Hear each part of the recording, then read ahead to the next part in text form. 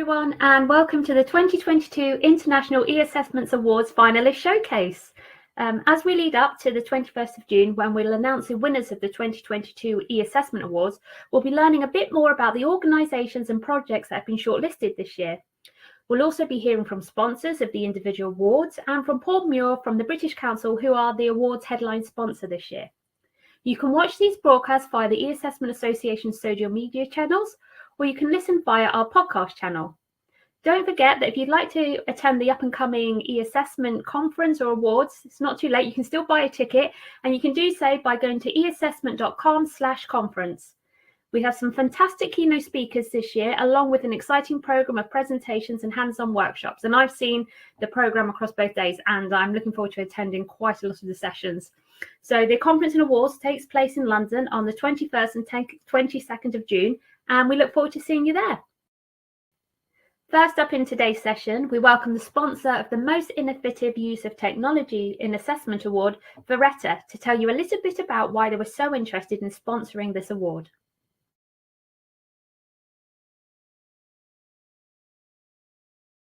Thank you, Romana. It gives me great pleasure to be back again this year to present the Most Innovative Use of Technology in Assessment Award.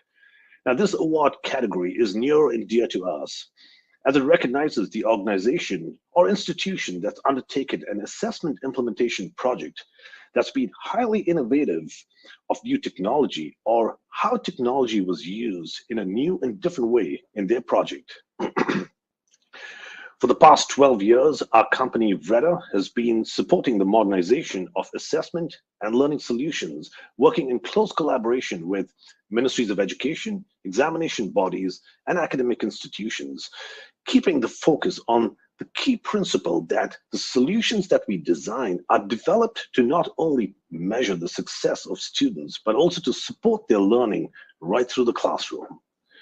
The submissions for this award category were quite varied and certainly interesting with the judges, while the judges conducted their due diligence on 6 key criteria. The first one was the need for developing the innovation, as in what was the problem or the challenge that was being solved through the innovation.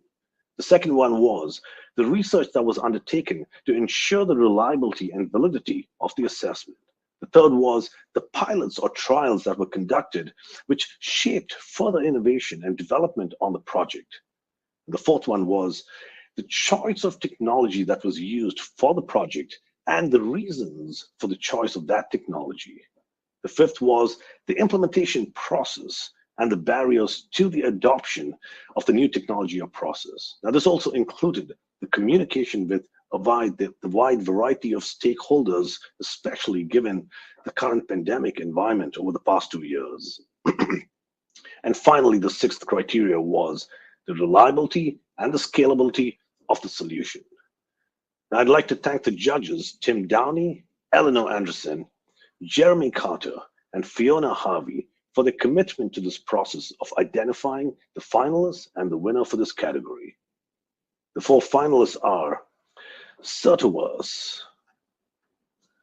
Australian Council for Education Research, ACER, with data consulting services with TCS, Ion Paper, Cupicom Limited, with remote clinical assessment and interviews. I wish the candidates the very best. Back to Romana, who's going to be sharing with you a few presentations from the finalists. Thank you.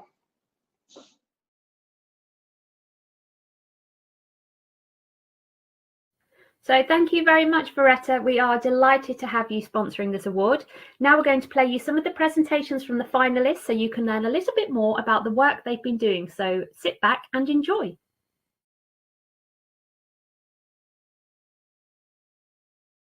Good morning, my name is Patrick and I work for Certoverse.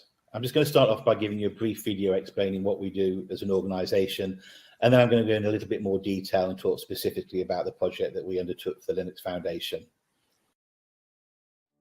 Certoverse is powering the future of work. We remove barriers so organizations of all sizes can create, manage, and deliver high-quality exams. Psychometrically sound assessments that help individuals begin or advance their careers. The award-winning Certiverse platform automates workflows and guides users through each step. Let's watch an example of the item writing wizard in use. Here, a subject matter expert picks from the available topics and begins writing an item. The system analyzes the question as it's being typed and provides real-time feedback on proper item construction. Certiverse's asynchronous approach helps you increase the diversity and equity of your contributor pool by making it easy for people to participate remotely, logging into the platform when their schedules allow. Certiverse lowers overall cost and enables test sponsors to bring new exams to market quickly without sacrificing quality or psychometric rigor. Launch exams faster and create opportunities sooner with Certiverse. Okay, so what is the problem that we've been trying to solve?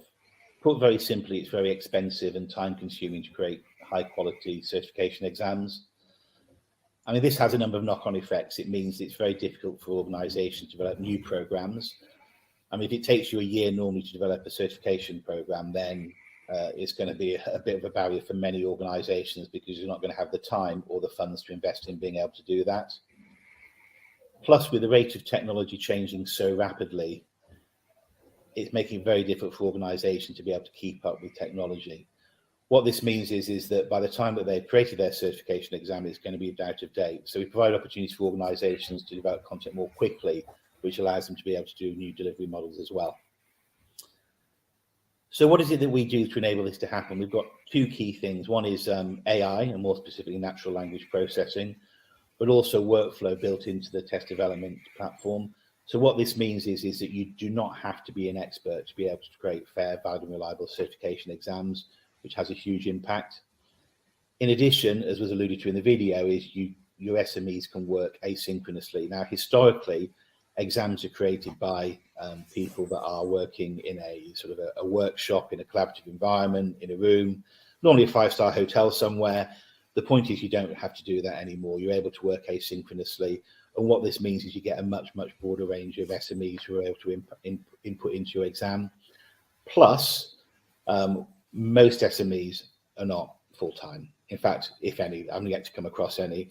What this means is that SMEs are able to fit in the exam and the content creation process based around their current day jobs. It just means it's a lot more efficient. And that, again, has a huge impact. So the different parts of the system we enable you to do there is we split it up into three sort of key areas. One is a job task analysis and blueprint. This is all automated within the system. So that's the job task analysis itself, the survey, the analysis, and the test blueprint. While the example we're going to give you took a couple of weeks, actually you could do that in a matter of 2 or 3 days. And that's hugely more efficient than the current process. Then the content development is part of the system, and this is both the item development and the review. Again, SMEs can log in securely. An SME only sees the items that they're writing or reviewing, so it is a much more secure process and everyone's seeing all the content. And again, because everything's wizard driven and there's also training videos, it's very quick to be able to get SMEs up to speed. So there's no sort of onboarding overhead. It means that they can get up and running very quickly. So to put in context, it's much better to have 50 item writers writing 5 items rather than 5 item writers writing 50 items. Plus, it's also a lot more quick as well. And then finally, we have the test building and delivery component. It's probably best to call this semi-automated because while a lot of it is automated, there are some components, for example, standard setting where you'd work with one of our SMEs, one of our psychometricians, but it's a much more quick and efficient process to be able to do that. And then finally, although it is a new part of the system we've just added, we've integrated this with a remote proctoring solution, but also e-commerce. So once you develop your exam, you can actually deliver it. So we can now manage the entire end-to-end process. There's another couple of things I want to mention. I know we talked about AI and workflow. We've also got gamification features within the platform as well. So it's simple things like you can have leaderboards for SMEs. Now, particularly in the IT world, it's very popular. So what that means is, your best item writers who are both prolific but also accurate. So reward accuracy as well. So what it means, you can have leaderboards. It creates a bit of incentive, a bit of fun around who can create the most content. Or you can give your SMEs digital badges so they can have a bronze, silver, or gold item writing badge. So without having to pay them, you can incentivize them to want to write content for you. although we also have revenue share options, which was used by the Linux Foundation, built into the system as well. And what it means is SMEs get a small royalty for each time one of their items is used. Alternatively, you could pay them a fixed fee. It's entirely up to you. So I really just wanted to end it to talk some of the data around the Linux Foundation. Bear in mind, this was our first live customer. We had fantastic results. However, we have improved things significantly since then. We are on an agile development methodology. So whenever we get feedback from customers about improvements, we can implement them very, very quickly. So within the Linux Foundation, we had 12 SMEs, and it took them 2 weeks to complete the job task analysis end to end. And they spent around 35-40 minutes per SME inputting into that. So that's sort of very, very good and very time efficient. And then in terms of the item writing, we had 23 SMEs in 13 countries. This is something that had just been very, very difficult previously, because you either had to meet in person, or alternatively, it was using Google Sheets, etc. And it was very time consuming, not very efficient, and rather a frustrating process. So, and that took 4 weeks and probably took about 10 hours per SME, and they've created around 250 items. So I think from that perspective, it was very, very positive. So, and as time progresses, we're always going to add new functionality and capabilities to make the system even better and even quicker. So what we can do, hopefully as much as possible, is make it easy for any organization, even those that don't have a certification program, to be able to introduce their own. Thank you very much.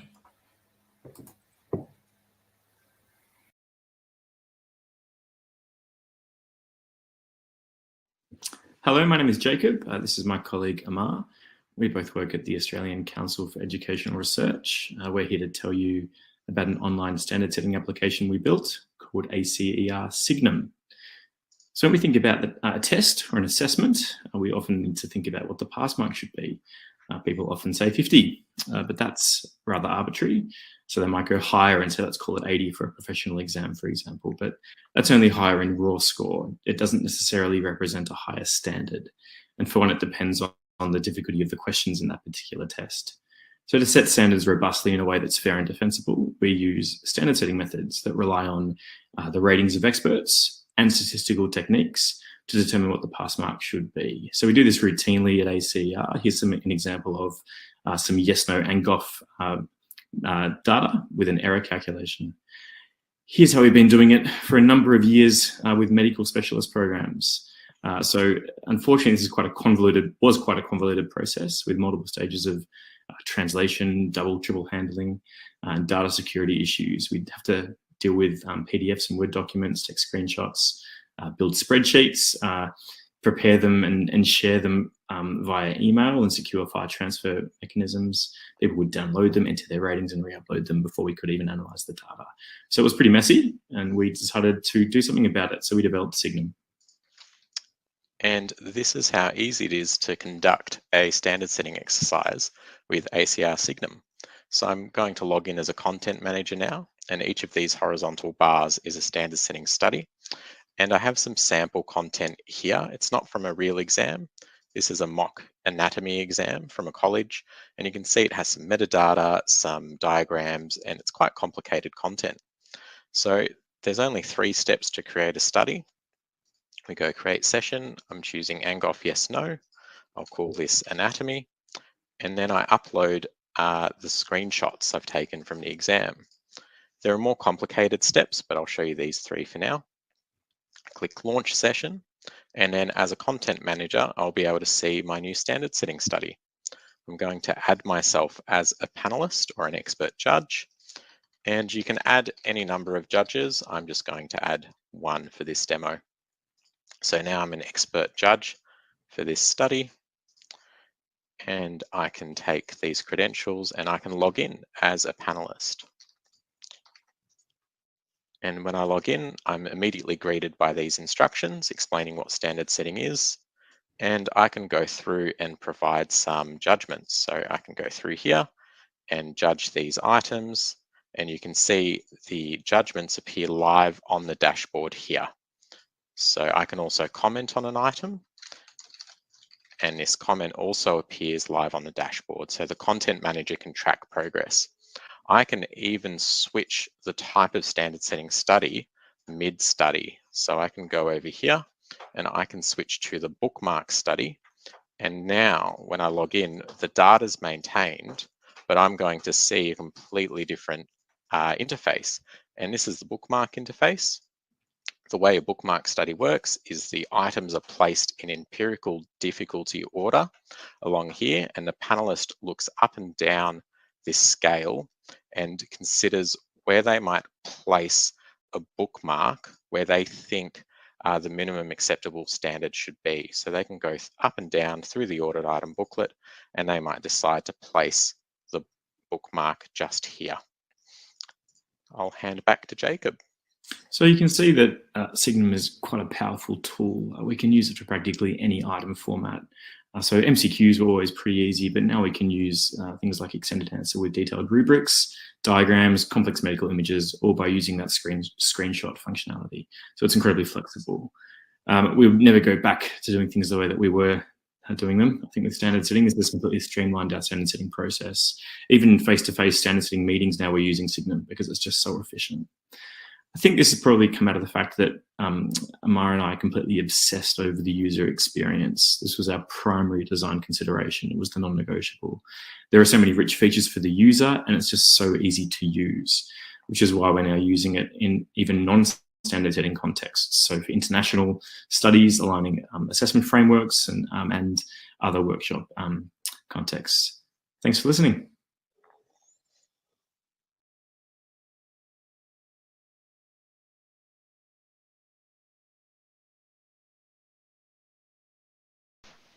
Cubicom provides advanced assessment solutions to support decision makers in education, training, and workplace.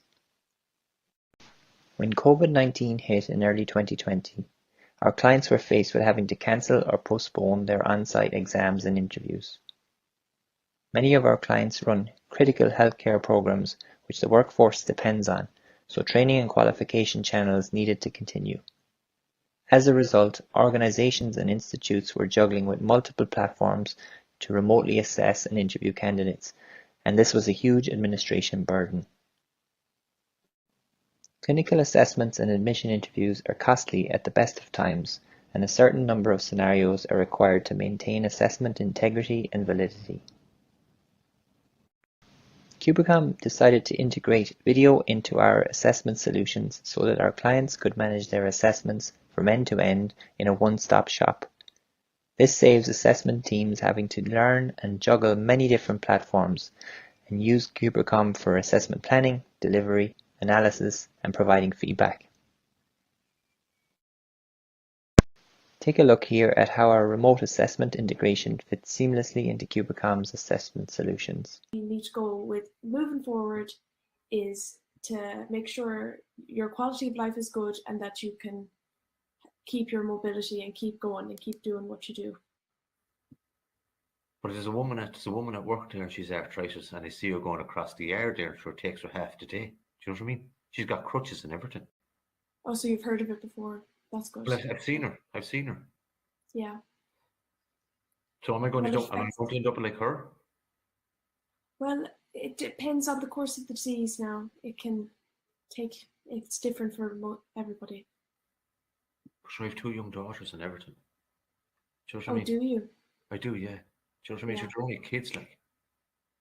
Mm-hmm. Do you know, like, I mean, am I going to be waking up, like, I mean, they're going to be looking after me now instead of me looking after them, is it? Well, there are supports in place that you can be looked after. I wouldn't be worried about that. I think you'll be fine. You say so, yeah? You think it'll be okay, like? I think you'll be fine. All right, okay. So, like even the medicines that are out there are all good, like, are they? Yeah, like there's some minor side effects with the steroids, like the corticosteroids, but I think you'll be fine. You'll be doing everything that you All right, are yeah. interested in. All right. No, because there's a woman at work there, and I see her like out in the yard, and she's pretty slow, like going across the yard, like. Yeah, yeah. I mean, like I go walking, swimming, cycling, you know, play a bit of football at the weekend. I play the guitar and stuff. To find out more, please visit www.cubicom.com.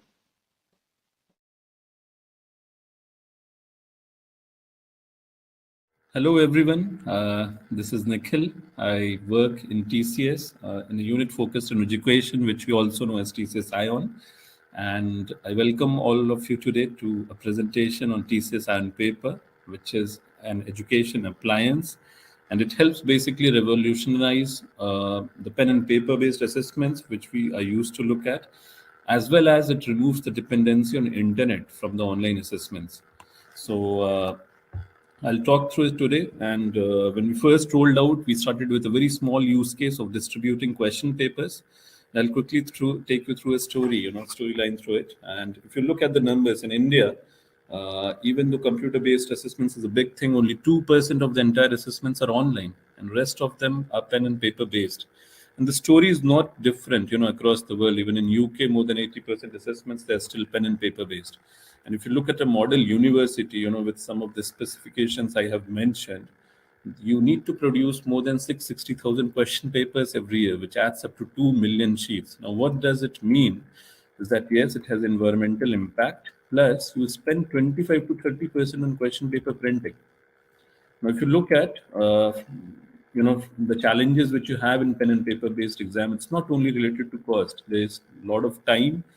30% of the overall time of an exam cycle, it is consumed in logistics.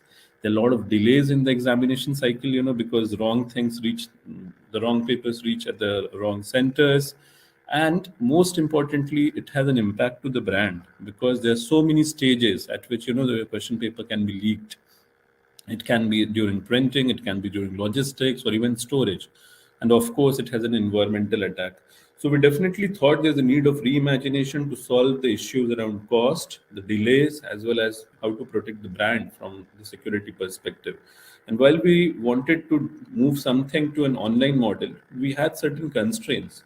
When we looked at globally across the schools and colleges which are there, they do not have a reliable Wi-Fi network. Even internet access is a big challenge, and you cannot do such large-scale examinations even in schools which have internet access, because they don't support such huge numbers. So based on these challenges and constraints, we finally launched our first device also in this space, which we call as TCS ION paper. And there are multiple use cases which we do today, but I'll quickly take you through one or two use cases. The first use case being how we handled this particular challenge of pen and paper based exam. So consider a room, in which there are students and the invigilator standing, and the exam is going to happen. Now, everyone in this room, the students and the invigilator, they'll have a paper device. The invigilator will have the question paper on their device. They'll just click on share, and it gets shared to all the students across the room. Now, for sharing, there is no internet required, no Wi-Fi required, no Bluetooth, no kind of connection which you can think of today is being utilized. It's a patent pending thing which we have developed to transfer the data from one device to another, and using that we transfer these question papers to the devices of the students. Now, once the question papers are there, and if it is subjective examination, people write it on their actual paper sheets. Post the exam, the invigilator collects those answer books, and there's a scanning stand, using which you can just put on the papers, and the scanning stand takes care of the scanning, and automatically these things are pushed to the digital marking platform for marking. So that's one use case. Second very important use case which we have come up with is, we all know internet-based assessments, remote proctored assessments, which we are doing today. But can we do that offline? So yes, using this device, we have done that in exactly the same fashion. The invigilator in the room, he has this exam on his device, he clicks share. In an offline fashion, it is shared with everyone, every student in the room, and they have the same console which they get when they access the exam through an internet-based option or through a browser. They will go through the entire assessment. All question types which are available in online, they're available here. They can record video, record audio. All type of question types are there. And post that, when they click on submit, it can be synced to the data center. So this is how we have revolutionized both the pen paper as well as online assessments using this device.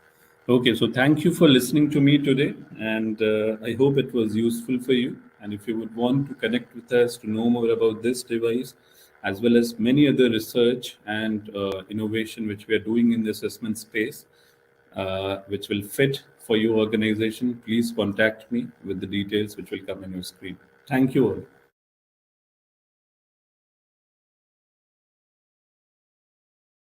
So I think you'll agree there's some really interesting projects in there, and I can't wait to see who the winner will be. Earlier in the week, I chatted with Paul Muir from the British Council, who are this year's headline sponsor for the awards, to get his take on the finalists for the Most Innovative Use of Technology in Assessment Award.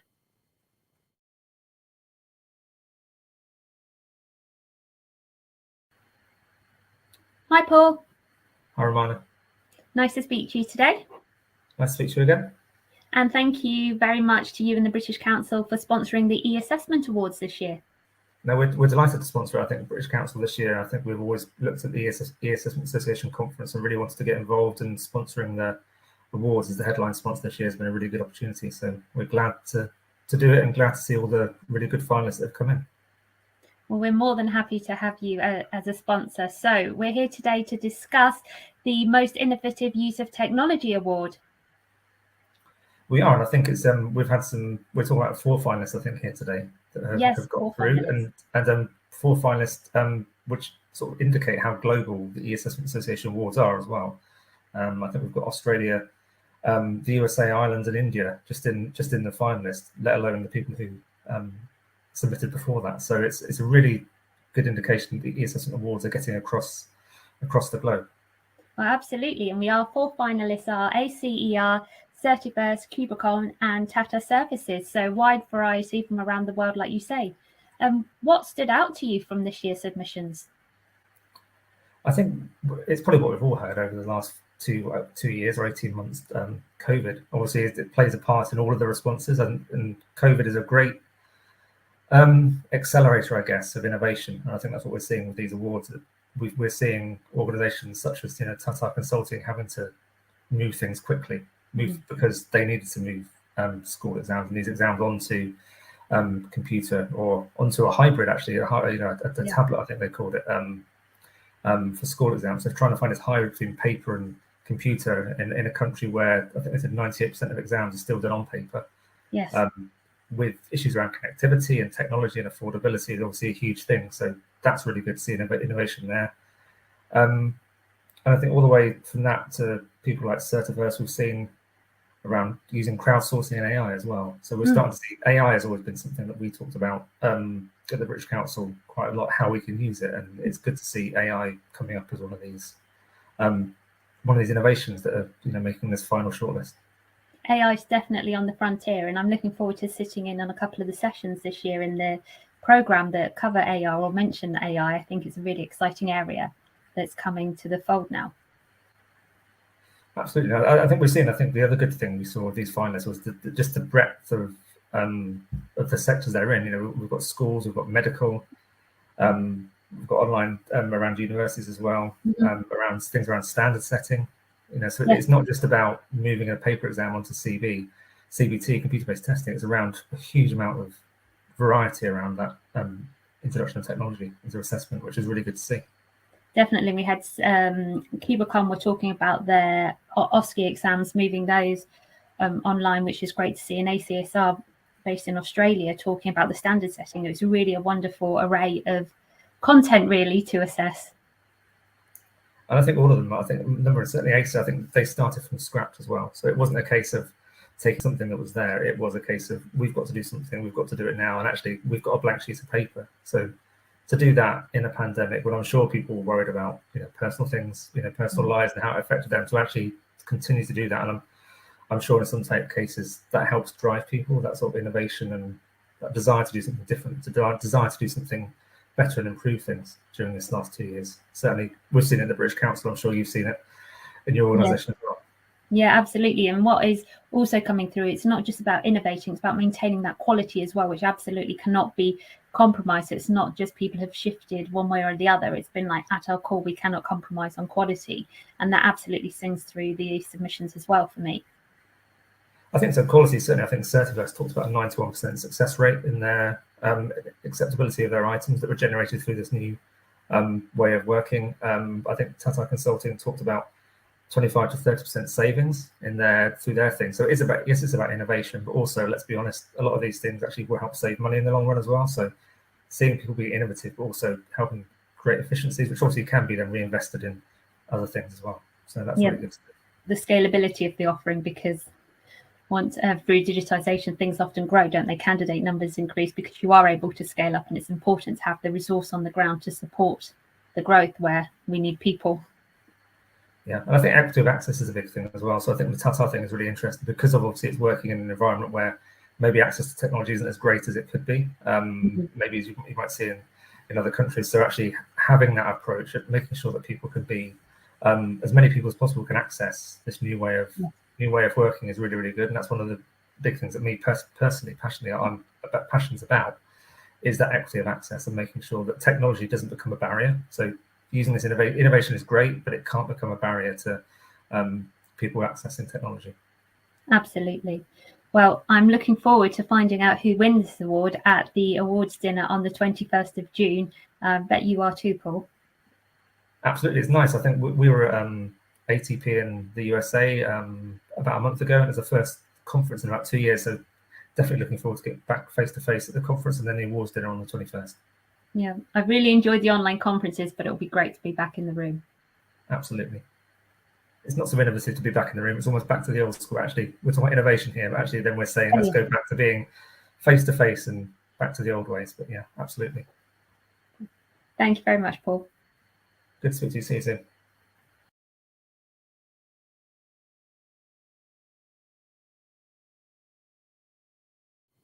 Okay, thanks everyone. That's it from me today. I'll be back on Thursday with the information about the Best Transformational Project Award.